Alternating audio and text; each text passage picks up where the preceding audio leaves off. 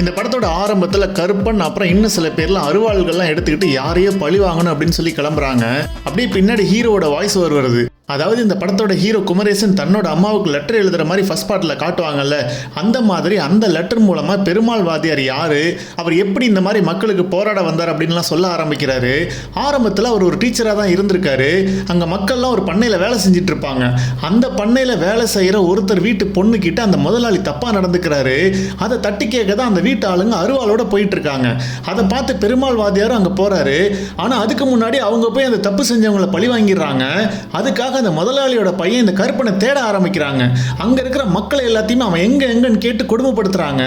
அப்ப இது எல்லாத்தையும் பேசி முடிச்சுக்கலாம் அப்படின்னு சொல்லிட்டு அந்த கருப்பனை பெருமாள் வாத்தியார் தான் போலீஸ் ஸ்டேஷனுக்கு கூட்டிட்டு வராரு. ஆனா அங்க வச்சு அந்த கருப்பனை பண்ணையோட ஆளுங்கெல்லாம் கொல்றாங்க. இந்த சம்பவம் தான் பெருமாள் வாத்தியார் ஒரு போராளியா மாறினதுக்கு காரணம்னு சொல்றாங்க.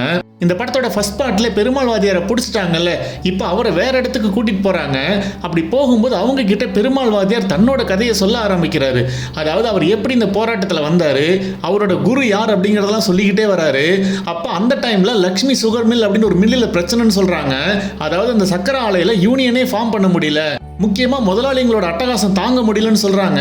இப்போ பெருமாள் கருப்பன் அப்படிங்கிற பேர்ல அங்க வந்து ஒரு தொழிலாளியா சேர்ந்து தொழிலாளிகளுக்கு விழிப்புணர்வு ஏற்படுத்தி சங்கத்தை ஃபார்ம் பண்ண ட்ரை பண்றாரு. அங்கதான் ஒரு ஹீரோயினை மீட் பண்றாரு. ஹீரோயின் அந்த ஃபேக்டரி ஓனரோட பொண்ணு. ஆனா அவங்க பாதிக்கப்பட்ட மக்களுக்காக போராடிட்டு இருக்காங்க. மக்களுக்காக தன்னோட ஃபேமிலி மேலே கம்ப்ளைண்ட்லாம் கொடுக்குறாங்க. இப்படி போராடிட்டு இருக்கும்போது நம்ம ஹீரோவுக்கு ஹீரோயினுக்கு காதல் வருது, கல்யாணமும் பண்ணிக்கிறாங்க. இதுக்கு நடுவில் பிரசன்ட்ல பெருமாள் வாத்தியார் இன்னொரு இடத்துக்கு கூட்டிட்டு போறதையும் காட்டுறாங்க. அதாவது காட்டில் அவங்க குறுக்கு வழியில் நடந்து போகலாம் அப்படி நடந்து போயிட்டு இருக்கும்போது அவரோட கதையை சொல்லிக்கிட்டே வராரு. இப்படி அவரோட பர்சனல் லைஃப், அப்புறம் ஃபர்ஸ்ட் பார்ட் ஆரம்பத்தில் ஒரு குண்டு வெடிப்பு நடந்துச்சுல்ல, அதுக்கு பெருமாள் வாத்தியார் பாயிண்ட் ஆஃப் வியூவில் என்ன நடந்துச்சு அப்படிங்கிறதெல்லாம் சொல்றாரு. இப்போ அவர் சொல்ற கதையை கேட்டு அவர் கூட வர போலீஸ்க்கு இங்க யார் நல்லவன் யார் கெட்டவன் அப்படிங்கிற ஒரு புரிதல் வருது அப்படின்லாம் காட்டுறாங்க. இப்போ இன்னொரு பக்கம் பார்த்தா மினிஸ்டர், சீஃப் செக்ரட்டரி இவங்கெல்லாம் பெருமாள் வாத்தியாரை பிடிச்சதை மீடியாவில் வரவிடக்கூடாதுன்னு முடிவு பண்றாங்க. ஆனா அது ஒரு பத்திரிகையில வெளியில வந்துருது. அதே நேரம் பெருமாள் வாத்தியார் அவங்களோட ஆளுங்களோட உதவியோட போலீஸ் கிட்ட இருந்து தப்பிச்சிடுறாரு.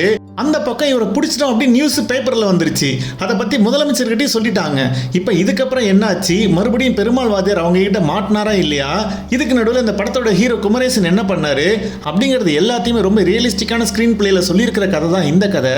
இந்த படத்தோட ஃபர்ஸ்ட் ஹாஃப் ஆரம்பிக்கும் போது வர இன்வெஸ்டிகேஷன்லாம் நல்லாவே இருந்துச்சு. முக்கியமாக மினிஸ்டர், சீஃப் செக்ரட்டரிக்கு நடுவில் நடக்கிற சீன்லாம் ரொம்ப ரியலாக இருந்துச்சு. அதுக்கப்புறம் ஒரு பக்கம் குமரேசன் அவங்க அம்மாவுக்கு லெட்டர் எழுதுற மாதிரி ஸ்கிரீன் பிளே போகுது. இன்னொரு பக்கம் திடீர்னு பெருமாள் வாத்தியார் தன்னோட கதையை சொல்ல ஆரம்பிக்கிறாரு. ஒரு கட்டத்துக்கு அப்புறம் ரெண்டு பேரும் மாற்றி மாற்றி அங்கங்கே வாய்ஸ் ஓவரில் பேச ஆரம்பிக்கிறாங்க. அதுவும் இல்லாமல் போராட்டம், கம்யூனிசம் அப்படின்னு சொல்லி படம் ஃபுல்லாக நிறைய பேசிக்கிட்டே இருக்காங்க. அவங்க பேசுகிற விஷயங்கள் எல்லாமே நம்ம ஏற்கனவே ஒரு வகையில் கேள்விப்பட்டது தான். ஆனால் இந்த படத்தோட செகண்ட் ஹாஃப் நல்லாவே இருந்துச்சு. முக்கியமாக பெருமாள் வாத்தியார் அவர் கூட வர போலீஸ்காரங்க கிட்ட 5 உயிர் பெருசா ஒரு உயிர் பெருசான்னு ஒரு கதை சொல்லுவாரு. அந்த கதை மூலமா இந்த சமுதாயத்துக்கு எது முக்கியம் அப்படின்னு அவர் சொல்ல வர மெசேஜ் நல்லாவே இருந்துச்சு. மற்றபடி இந்த படத்தில் நடிச்சவங்க எல்லாருமே சிறப்பாக நடிச்சிருந்தாங்க. படத்தோட டெக்னிக்கல் அம்சங்கள் எல்லாமே சூப்பராகவே இருந்துச்சு. மொத்தத்தில் விடுதலை பார்த்தவங்க எல்லாருக்குமே இந்த செகண்ட் பார்ட் எப்படி போகும்னு ஏற்கனவே தெரிஞ்சிருக்கும். படத்தில் நிறைய விஷயங்களை பற்றி பேசிக்கிட்டே இருக்கிறது எனக்கு ஒரு பிரச்சனையே இல்லைன்னு நீங்கள் நினச்சிங்கன்னா உங்களுக்கு இந்த படம் கண்டிப்பாக பிடிக்கும். மற்றபடி இந்த படம் பார்த்தவங்களா உங்களுக்கு என்ன தோணுச்சுன்னு கமெண்ட்ல சொல்லுங்க. இந்த வீடியோ உங்களுக்கு பிடிச்சிருந்துச்சுன்னா லைக் பண்ணுங்க, உங்க கருத்துக்களை கமெண்ட்ல போடுங்க.